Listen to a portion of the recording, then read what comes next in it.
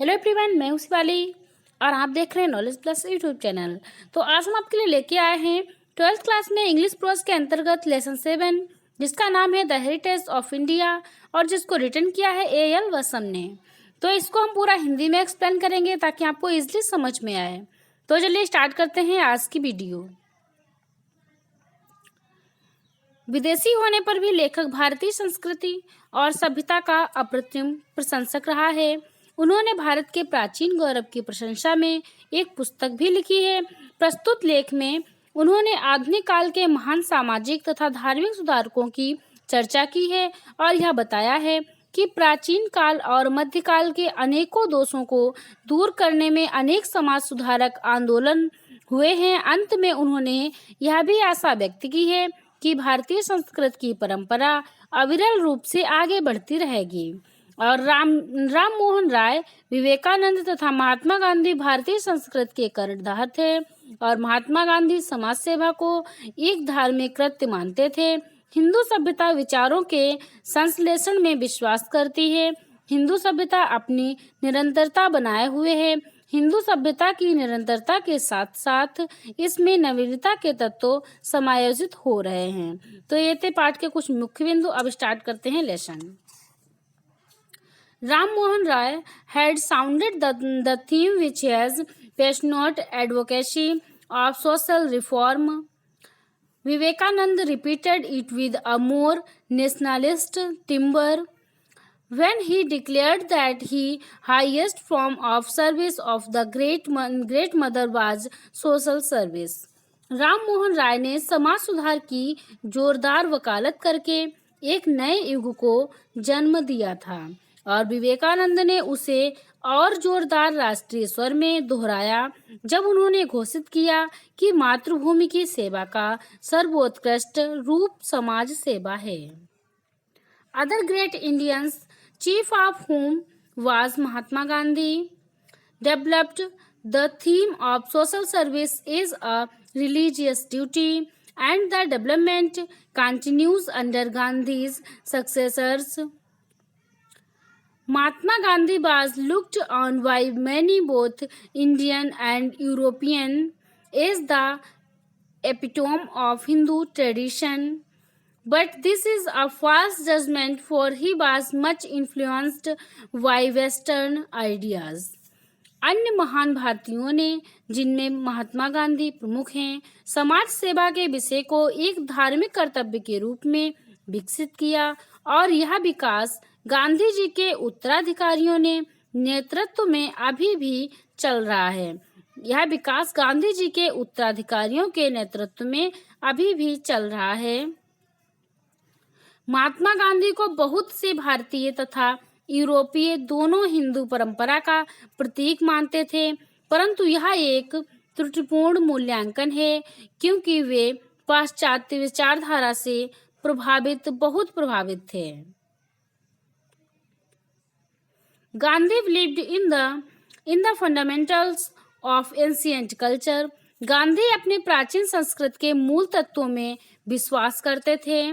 But his passionate love of the underdog and his antipathy to caste, though not unprecedented in ancient India, were unorthodox in extreme and owed more to European 19th century liberalism than to anything Indian. Gandhi अपने प्राचीन संस्कृत के मूल तत्वों में विश्वास करते थे, परंतु उनमें दलित वर्ग के प्रति गहरा प्रेम तथा जाति व्यवस्था से घृणा थी। यद्यपि यह प्राचीन भारत में अभूतपूर्व नहीं था, तथापि अत्यधिक उदारतापूर्ण था और इन सब के लिए गांधी जी भारतीयता की उपेक्षा 19वीं सदी के यूरोपीय उदारवाद के अधिक ऋणी थे। His faith in non-violence was, as we have seen, by no means typical of Hinduism. His predecessors in revolt. जैसा कि हम देख चुके हैं, उनका अहिंसा में विश्वास हिंदुत्व का प्रतीक नहीं था। The able Maratha Brahman B.G. Tilak, Bal Gangadhar Tilak and Gandhi's impatient Lieutenant Subhash Chandra Bose were far more orthodox in this respect. क्रांति में उनके पूर्वज योग्य मराठा ब्राह्मण बाल गंगाधर तिलक तथा गांधी जी ने अधीर सेनानी सुभाष चंद्र बोस इस दिशा में कहीं अधिक रूढ़िवादी थे। For Gandhi's pacifism we must look to the sermon on the mount and the Tolstoy. Gandhi ji की शांति समर्थक नीति के लिए हमें बाइबिल के पर्वत पर दिए उपदेश तथा टॉलस्टॉय की ओर देखना चाहिए। His championing of women's rights is also the result of Western influence. उनका महिलाओं के अधिकारों का समर्थन करना पाश्चात्य प्रभाव का परिणाम है। In his social context, he was always rather an innovator than a conservative. सामाजिक संदर्भ में गांधी जी सदैव एक परंपरावादी की अपेक्षा नवीन विचारधारा के पोषक थे। Though some of his colleagues thought his program of limited social reform to be too slow, he succeeded in shifting the whole emphasis of Hindu thought towards a popular and equalitarian social order in place of the hierarchy of class and caste. यद्यपि उनके कुछ सहयोगी उनके सीमित सामाजिक सुधार के कार्यक्रम को बहुत धीमा मानते थे, तथापि वे हिंदू विचारधारा की संपूर्ण शक्ति को श्रेणीबद्ध वर्ग और जाति के स्थान पर लोकप्रिय और समानता पर आधारित सामाजिक व्यवस्था पर केंद्रित करने में सफल हुए। Following up the work of many less well-known 19th century reformers, 19वीं सदी के कम जाने माने समाज सुधारकों का अनुकरण करते हुए Gandhi and his followers of the Indian National Congress have given new orientation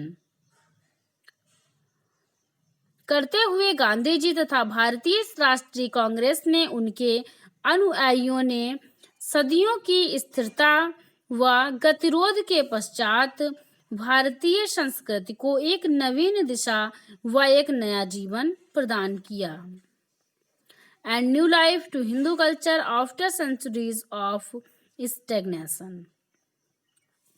सदियों की स्थिरता व गतिरोध के पश्चात भारतीय संस्कृति को एक नवीन दिशा व एक नया जीवन प्रदान किया।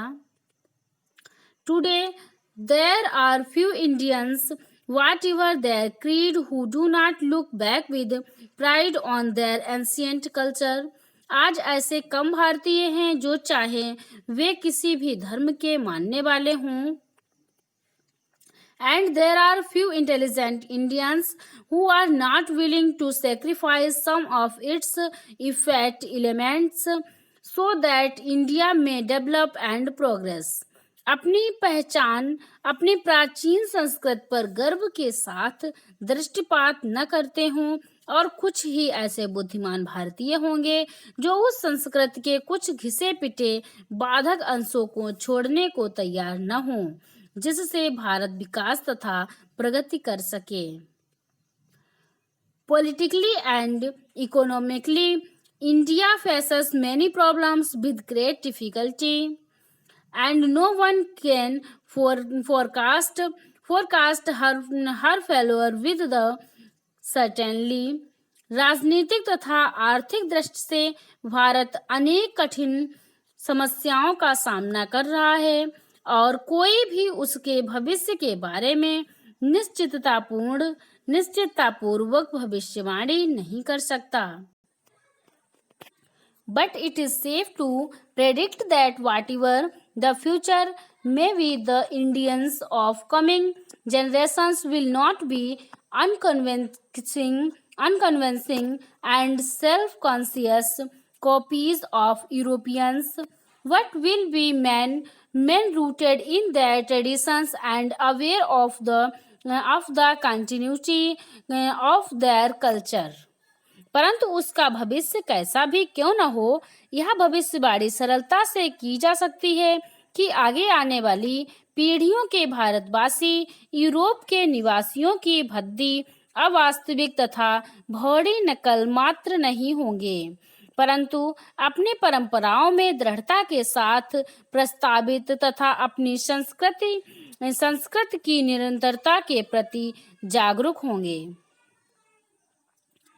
Already, after only 7 years of independence, the extremes of national self-denigration and fanatical cultural chauvinism are disappearing. अभी भी स्वतंत्रता प्राप्ति के केवल 7 वर्षों बाद एक ओर राष्ट्रीय तथा आत्मनिंदा की प्रवृत्ति तथा दूसरी ओर अपनी संस्कृति पर अकारण तथा तर्कहीन दंभ की प्रवृत्ति दोनों लुप्त होती जा रही हैं. We believe that Hindu civilization is in the act of performing its most spectacular feat of synthesis. हमें विश्वास है कि हिंदू संस्कृति अपने संश्लेषणकारी चमत्कार करने के कार्यों को करने जा रही है. In the past, it has received, adapted, and digestive elements of many different cultures: Indo-European, Mesopotamian, Iranian, Greek, Roman, Scythian, Turkish, Persian, and Arab. प्राचीन काल में भारत ने विभिन्न संस्कृतियों के तत्वों को अपनाया व आत्मसात किया है, जैसे इंडो यूरोपीय और मेसोपोटामियन, ईरानी, यूनानी, रोमन, सिथियन, तुर्की, फारसी तथा अरबी संस्कृतियों को. With each new influence, it somewhat changed. प्रत्येक नवीन प्रभाव के साथ भारतीय संस्कृति में कुछ परिवर्तन हुए हैं. Now it is well on the way to assimilating the culture of the West. अब भारतीय संस्कृति पाश्चात्य सभ्यता को आत्मसात करने के मार्ग पर बढ़ रही है या बढ़ी हुई है. तो यही थी आज की वीडियो, यही थी आज की क्लास. आई होप आपको समझ में आई होगी. अब आगे का जो लेसन बचा हुआ है वो नेक्स्ट वीडियो में अपलोड करेंगे. And if you have any question then you ask me on comment box. और अगर आपको वीडियो अच्छा लगा हो तो प्लीज़ वीडियो को लाइक करें, और अगर आपको वीडियो हेल्पफुल लगा हो तो प्लीज़ वीडियो को शेयर करें, और फाइनली हमारे यूट्यूब चैनल को सब्सक्राइब करें ताकि आने वाली नेक्स्ट वीडियो आपको टाइम पर मिल जाए. Thanks for listening, bye bye.